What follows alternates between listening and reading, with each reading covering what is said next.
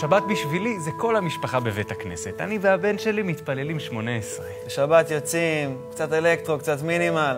הכי נייס. בשבת אני במגרש, לובש אדום.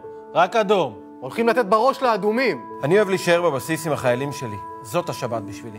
לשבת בבית קפה עם חברים, לקרוא ספר טוב.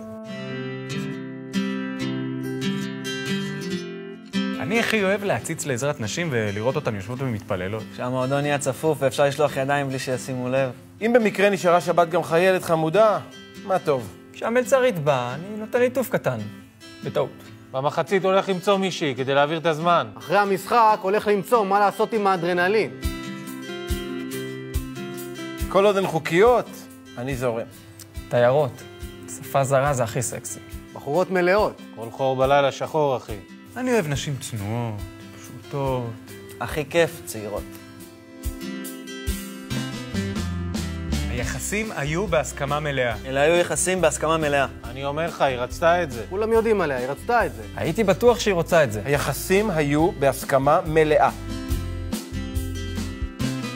תגיד לי, לאן הגענו?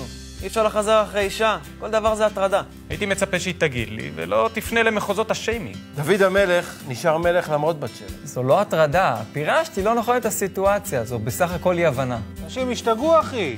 אם כבר אני הקורבן פה. רוצות להפיל את הגבר. יש לי ילדים ומשפחה. מדובר בדיני נפשות. החקירה עדיין מתנהלת, אבל בוא רק נגיד שהיא לא בחורה תמימה. זונה. זונה. זונה. זונה. זונה.